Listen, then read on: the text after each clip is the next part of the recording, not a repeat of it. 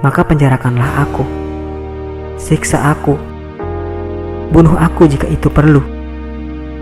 Tapi jangan kau tolak aku. Aku tetap hidup karena salammu, meski mereka tak pernah sampai kepadaku. Aku hidup karena sentuhan tanganmu pada wajahku, meski kau selalu tak terjangkau. Namun sekarang,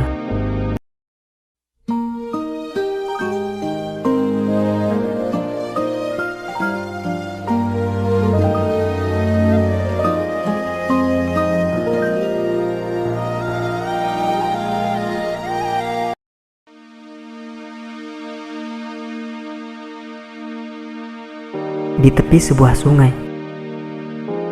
Majun melihat sebuah tenda yang sudah tidak asing lagi baginya. Setelah sampai di dekat tenda itu, betapa terkejutnya ia. Itu adalah tenda Laila. Tiba-tiba matanya kabur bagaikan tertutup awan musim semi, mencurahkan hujan air mata di pipinya. Ia menelungkup ke tanah, membentur-benturkan kepalanya ke tanah yang keras dan berteriak, "Mengapa kau tinggalkan aku? Mengapa kau meninggalkan aku sendiri dan tidak membagi apapun denganku selain kesedihan? Lihat telah menjadi apa aku.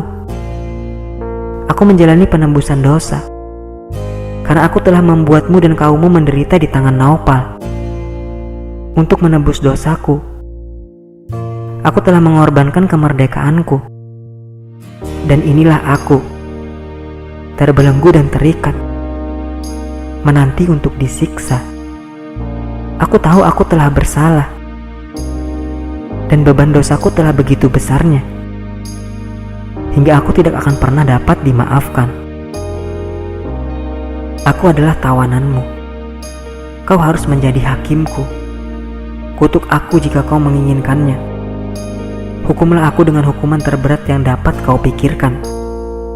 Aku pantas dipersalahkan atas penderitaan yang kau dan kaummu pikul. Itu semua salahku.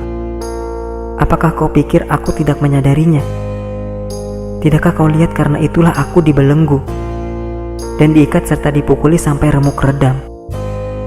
Aku telah mengakui kesalahanku, dan sekarang inilah aku, terbelenggu untuk menerima hukuman dari tanganmu. Maka penjarakanlah aku, siksa aku, bunuh aku jika itu perlu. Tapi jangan kau tolak aku. Aku tetap hidup karena salammu, meski mereka tak pernah sampai kepadaku. Aku hidup karena sentuhan tanganmu pada wajahku, meski kau selalu tak terjangkau. Namun sekarang, di saat hidupku telah berakhir, tercipta lagi harapan. Mungkin sekarang, ketika kau akan membunuhku dengan anak panahmu, kau akan berkenan memandangku. Mungkin kau akan menyentuhku, sekedar untuk menyibakkan rambut dari leherku, sebelum kau pisahkan kepalaku dari tubuhku dengan pedangmu. Aku tidak takut akan kematian. Untuk apa aku takut jika kau adalah algojoku? Untuk apa aku gemetar jika pedangmu lah yang menebas leherku? Hatiku adalah sebatang lilin. Jika kau potong sumbunya, ia hanya akan menyala lebih terang. Ketika aku hidup, semua jalan menujumu terhalang.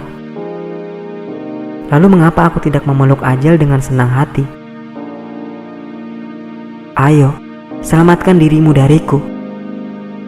Biarkan aku beristirahat di kakimu, dalam kedamaian abadi dan ketenangan yang kekal. Tidak ada lagi yang dapat Majnun katakan. Ratapan yang mengoyak hati itu melesat dari mulutnya bagaikan sebilah anak panah.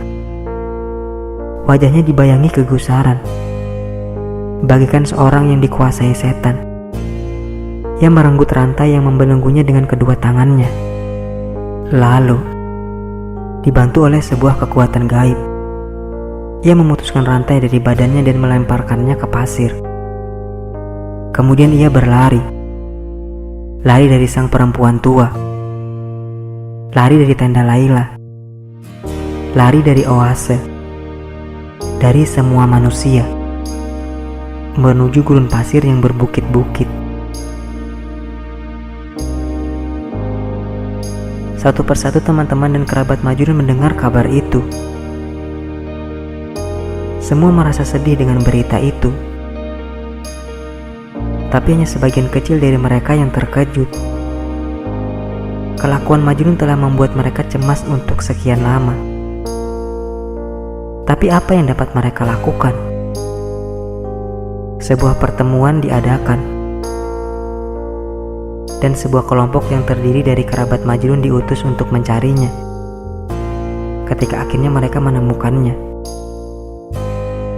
jauh di dalam salah satu tempat persembunyiannya yang paling terpencil. Mereka menyadari bahwa satu-satunya hal yang Majnun ingat adalah Layla dan cinta untuknya. Seluruh masa lalu telah terhapus ketika mereka berusaha menyegarkan kembali ingatan Majnun. Ketika menyebutkan nama-nama teman dan kerabatnya, orang-orang dan tempat-tempat yang ia kenal, ia akan terdiam membisu dan menutup matanya, seolah sudah terlalu lelah berpikir. Segala usaha untuk mengembalikan ingatannya, untuk menyadarkannya, gagal dengan menyakitkan. Akhirnya para kerabatnya menyerah dan pulang kembali ke kota. Kerabatnya yang lain mencoba untuk membujuknya, tapi tidak ada yang berhasil. Bahkan pada akhirnya, ayah dan ibunya sendiri harus mengubur harapan bahwa anaknya akan kembali.